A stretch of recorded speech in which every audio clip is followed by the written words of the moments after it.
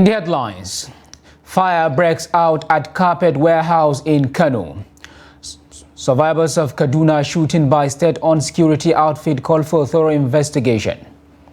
6 Nigerian pilgrims die, 30 undergo psychiatric treatment in Saudi Arabia.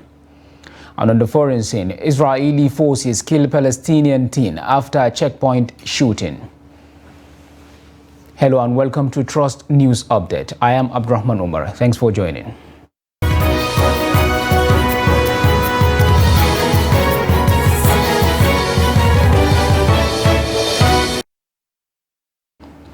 Fire outbreak has razed 2 carpet warehouses belonging to Noble Carpets and Rugs at Ibrahim Tai Road in Kano. Daily Trust observed that 3 warehouses are affected, whereby 2 were razed down to ashes, including the building completely damaged, but 1 was saved and items inside were evacuated. It was also gathered that the warehouses were loaded full of carpets and rugs worth millions of naira, while the 2 have the capacity of taking at least 7 trucks, according to one of the owners of the place who asked not to be mentioned. Speaking, the public relations officer, Kano Fire Service, Saminu Abdullahi, said they cannot quantify the loss yet, adding that the cause of the fire is highly associated with electricity faults, as the warehouse has electricity wires on it. The fire has been brought under control with the efforts of the operatives of the Kano Fire Service and contributions from other couple of companies' firefighting facilities.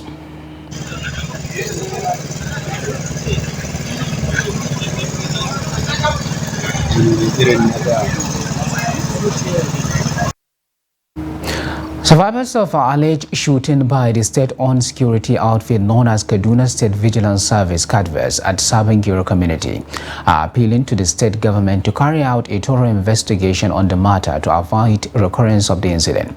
The survivors, who include 12 minors, youth and women, are still battling with injuries sustained days after the incident.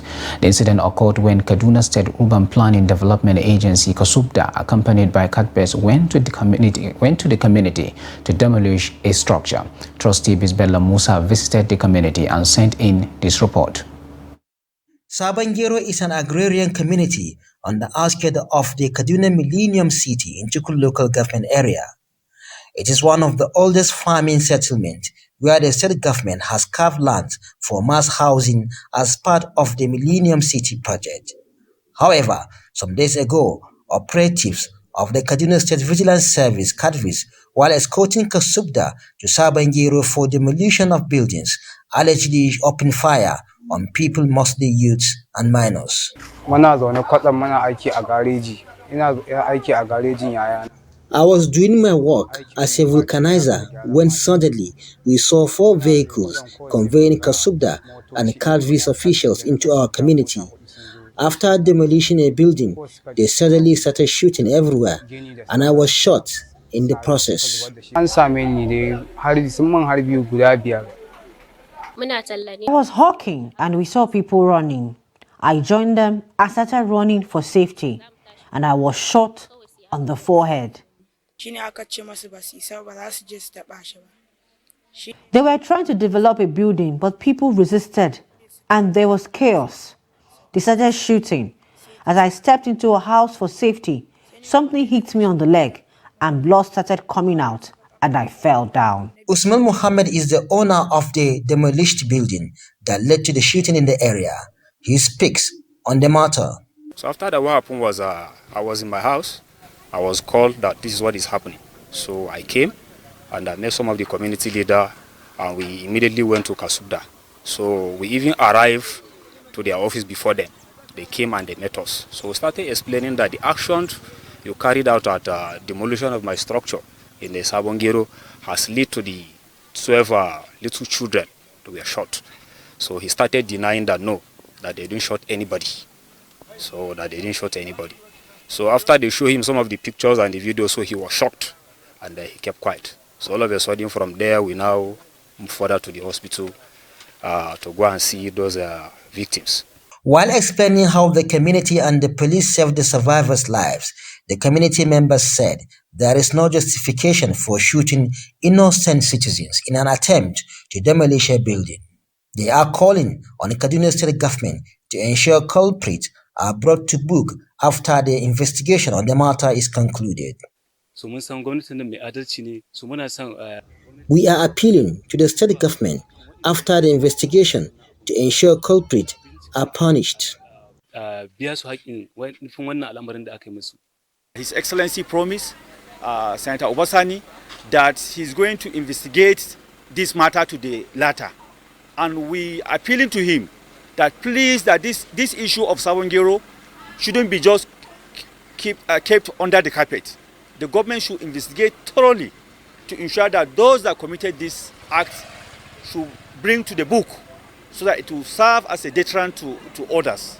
Earlier, the Kaduna State Governor Obasani, in a statement issued by his Chief Press Secretary Mohammed Lawal, ordered a full investigation into the matter and called on all parties to remain calm. Meanwhile, the Kaduna State Vigilance Service declined comment, saying the state government is investigating the matter. Bello Musa, Trust TV News, Kaduna. Speaker of the House of Representatives Tajuddin Abbas has decried the flood that have ravaged the Trademore Estate, Lugbe, Abuja, which caused severe destruction of property worth millions of naira. Abbas said it was highly regrettable that people going about their normal lives with their families found themselves in such a difficult situation. The Speaker, in a statement by his spokesman, Musa Abdullahi Krishi, sympathized with the residents of Trademore Estate over the unfortunate incident. He recalled that relevant government agencies had before the rainy season alerted the public to the possibility of flood in some parts of the country, saying the public must heed to such warnings. Speaker Abbas called on the authorities to swing into action to avert the recurrence of the incident. He reiterated the need for the public to take all necessary measures to avoid flood-prone areas. Meanwhile, Socio-Economic Rights and Accountability Project Seraph has urged Acting Governor, Central Bank of Nigeria (CBN), Folashodun Shinobe, to immediately delete the patiently unlawful provisions in the Central Bank of Nigeria Customer Due Diligence Regulations, directing banks to obtain information on customers' social media handles for the purpose of identification. Seraph said the CBN ought to contribute to the advancement of respect for the rule of law and human rights in the discharge of its statutory functions, and not undermine or violate these fundamental legal requirements and standards. It said the mandatory requirements of social media handles or addresses or customers does not serve any legitimate aim, noting that such information may be used unjustifiably or arbitrarily to restrict the rights to freedom of expression and privacy. President Bola Tinubu has applauded an investment of $520 million in a specialized agro-processing zones by the African Development Bank (AFDB) in the country. Tinubu, in a statement on Saturday by his special advisor on special duties, communications and strategy, Dele Alake, praised AFDB's president Adeomi Adesina for further opening up the economy for investment that provide job opportunities and reduction in poverty. Speaking with Adesina after the two-day summit on a new global financing pact in Paris, Tinubu said the agro-industrial project strengthens an area of the country's competitive advantage as he listed other areas of priority that require foreign direct investment, FDI. In his remarks, Adesina commended the president's foresight, boldness and determination for microeconomic policy direction by removing the fuel subsidy. Well, first and foremost, it was a great opportunity for me to see His Excellency President Tinubu, to personally commend him for the thoughts and the ideas that he has brought to the summit right here in Paris. Of course, I'm here in Paris, and so we discussed so many things. But first and foremost, I think I commended him for his boldness, his vision, his determination with regard to having macroeconomic stability and fiscal stability for Nigeria. And as you know, I spoke at the inauguration lecture for His Excellency the President. I commended his boldness in removing the very inefficient fuel subsidies that Nigeria has. And no bird can fly if his wings are tied at his back. And therefore, that will really help Nigeria significantly. And I think the whole issue of correcting the exchange rate distortions that Nigeria has, will also free up the access to forex and also make Nigeria's currency much more competitive in terms of export competitiveness for the things that we produce. All those are right signals that the president is sending, which investors like, with the international community likes, which will also attract significant amount of investment into Nigeria. I discussed with His Excellency the President about a couple of things. First, of course, is agriculture, to see what we can do to support the government with regard to the Mr. President's vision in agriculture. We discussed about special agro-industrial processing zones, for which we already have about $520 million for Nigeria, and how we are going to make sure that that project actually gets accelerated to give quick wins to the president. About 264 million people are living with depression, according to a 2018 data by a research organization, Our World Data. More than 1 million cases of those diagnosed with depression are linked to substance abuse. Ibrahim Ismail speaks to a medical expert about the effects of drug abuse on mental health. The National Drug Law Enforcement Agency (NDLEA) says over 14 million Nigerians are using illicit substances. Neuropharmacologists say substance abuse impacts negatively on the human brain. By implication, a lot of Nigerians using illicit substances may be mentally unstable. So we must ensure that the youth are protected. We are not allowed to initiate the use of some of these substances. And then the users already that have been co-opted into it, we should ensure that they are treated. The commandant told us here today, narcotics, that even those who have started using these drugs, they can be treated. So I think we need to also put a lot of emphasis on research in this area, our universities and institutes, how to treat some of these substances. And I'm happy that I heard a presentation by a traditional medical practitioner, that probably they have something they can give also. Besides damaging the human brain, substance abuse triggers complications in pregnant women and newborns, which health experts say could affect children's learning ability. After the delivery, the baby will now may now suffer withdrawal symptoms. And this withdrawal symptoms is because the baby is already used to all the drugs inside the mother's womb. So immediately after delivery, that exposure is not there again. So this baby will now develop withdrawal symptoms, seizures, many things that may even make the baby to die again immediately after the delivery. And if that baby didn't still die, the baby may get, that child may grow up and enroll in school and be having serious learning difficulties. I realize that the prevalence rate at younger age is rising. And if I can quote the commandant of narcotics, Mr. Okechukwu, he said that in the next 30 years, if we did not address this system, we will not have youth. So it means it's better to catch these young children at a very younger age, tell them the effect of drug abuse and its impact on their body system so that they can take the message to their friends. Women and young Nigerians are at risk of imbibing the habit of substance abuse due to peer pressure. I don't like taking drugs.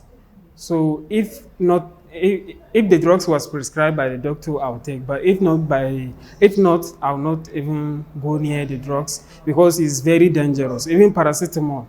Drug abuse may lead to lots of memory loss, while some leads to brain damage and all of that. So you think that taking in drugs or something like that will help to cure this problem, but you are not realizing that it's creating another problem. To reduce the burden of mental health disorder, experts believe society must win the fight against drug.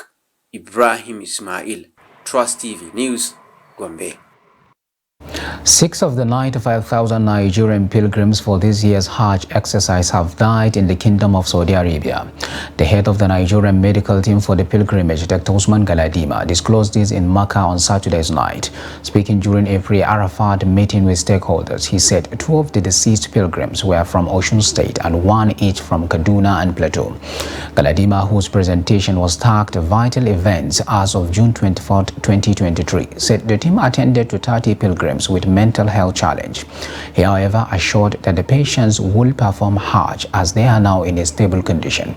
He said his team offered consultations to a total of 15,860 Nigerian pilgrims and referred about 100 to Saudi hospitals.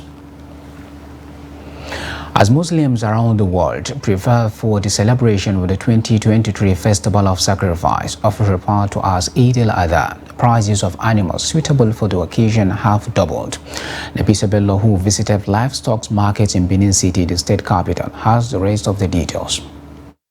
At the livestock markets, the usual buzzing activities of buying and selling ahead of the Salah celebration was missing, as there were rams on display, but no buyers in sight. Lamenting low patronage, the traders attributed the hike in the prices of the animals to the high cost of transportation from the northern parts of the country, bad roads, and the recent subsidy removal, which jacked up fuel price. They said, with the current situation, their only prayer is to be able to sell the animals before the D-Day. I don't go up this year, but market loading. Because price don't go up because of this transportation, because of this oil matter thing there be.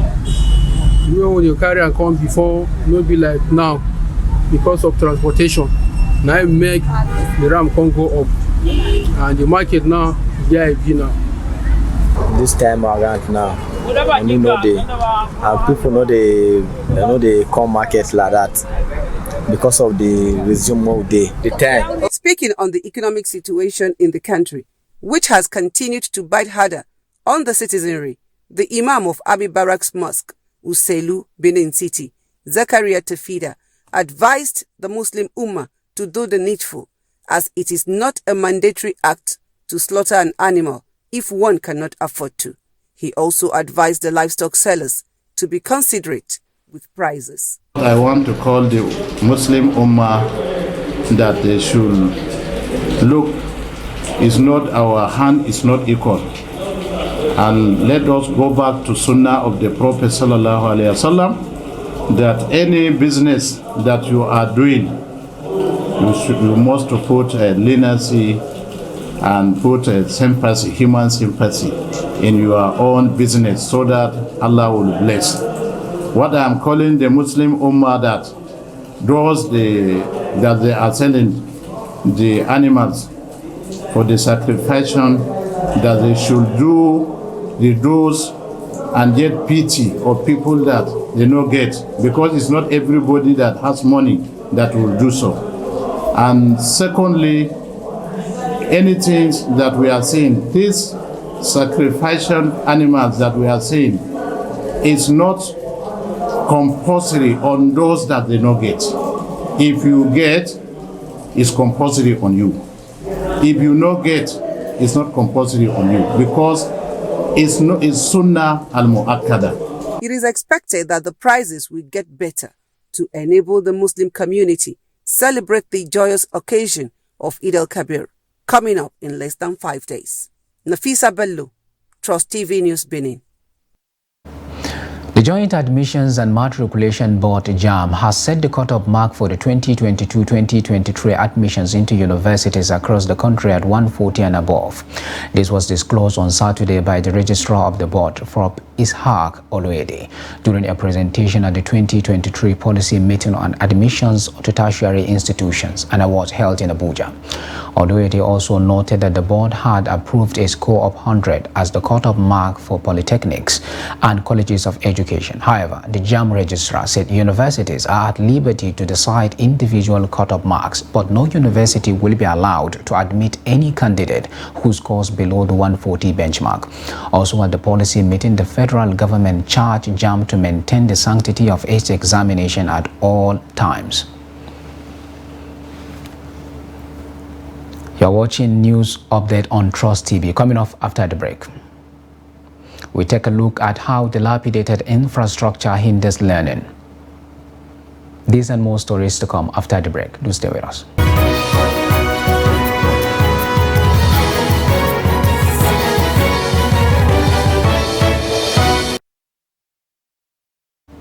Welcome back, and in case if you are just joining us, this is the news update on Trust TV. Here I recap of our top stories. Fire breaks out at Carpet Warehouse in Kano, and survivors of Kaduna shooting by state-owned security outfit called for thorough investigation. Now moving on to other stories. A family physician, Dr. Winful Orege, has warned against kissing newborn babies on the lips as infections can be transmitted through it. Orege spoke in Asaba as Delta State gears up for this year's Maternal and Newborns Child Health Week, holding between 23rd and 29 June. He said newborns need to be protected from the diseases and infections from birth, which can be transmitted through direct lip kissing. Adults, our grandmothers, should not carry babies, newly born baby, and be kissing the baby.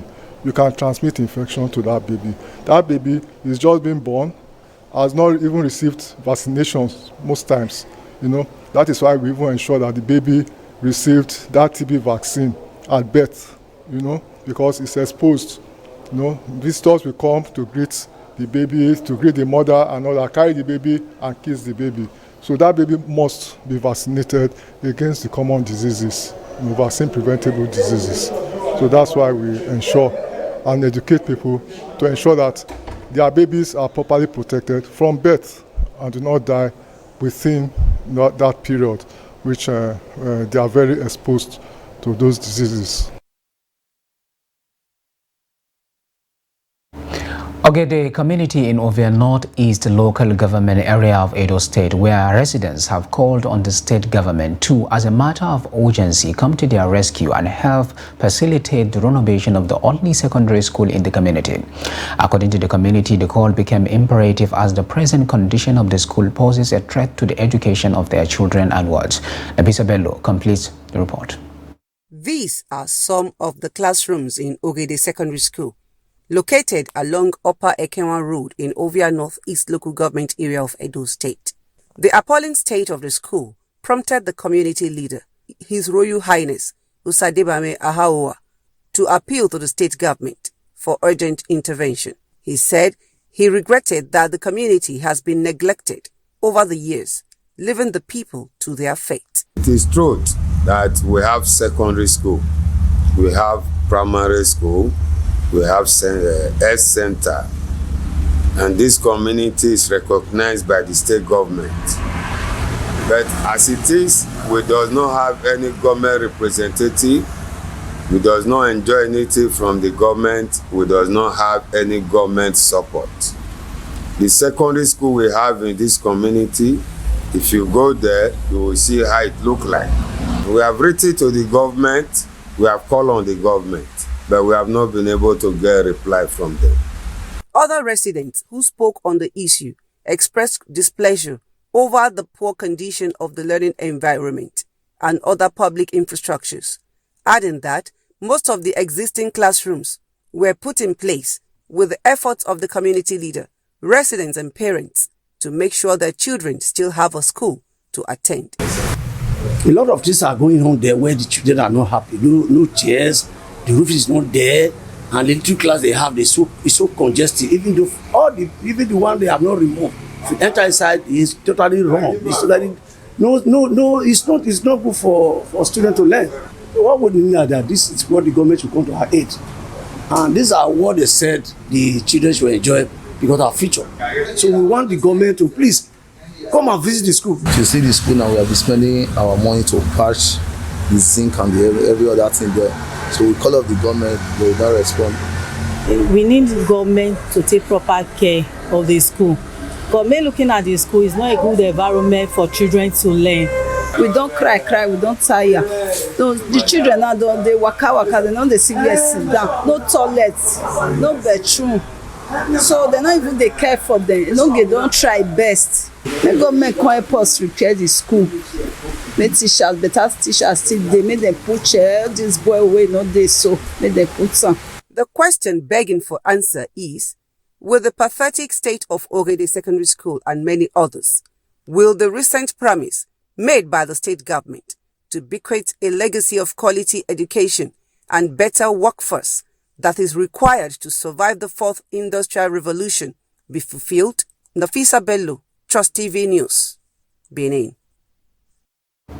And now, away from Nigeria, a Palestinian teenager was left bleeding to death after a shooting attack at Kalandia military checkpoint in the occupied West Bank. Reports say Ishaq Hamdi Al-Jalouni, 17 years, was shot and killed by Israeli forces after he opened fire at the checkpoint on Saturday. The Al-Qassam Matthias Brigade claimed Al-Jalouni as a member. The group is the armed wing of Fatah, the movement that controls the Palestinian Authority, which has limited self-rule in the occupied territory. Police said the young gunman from the Kufur Akab neighborhood, just north of the checkpoint, used an M16 rifle to carry out the shooting. The Kalandia checkpoint is the main getaway used by Palestinians between occupied East Jerusalem and Ramallah, the seat of the Palestinian Authority in the West Bank. Violence has engulfed the West Bank this past week since Israeli forces stormed the Jenin refugee camp to arrest 2 suspects on Monday. And finally, on sporting news, Argentina's Fernando Martinez beat Jed Bonnier to retain his IBF World Super Flyweight title in Minneapolis. The 31-year-old opened a gash on the Filipino challenger's right ear in the 9th round, and referee stopped the 8 at the start of round 11. It means Martinez is now unbeaten in 16 fights, while Bonnier, 28, lost for the first time in his professional career. Martinez took the title from another Filipino fighter, Jerwin Ancajas, last year and defended this crown in a rematch in October. And with that, we have come to the end of the Trust TV's news update. Do not forget to follow us across all our media platforms and our YouTube live stream. I am Abdurrahman Umar. Thanks for watching and bye for now.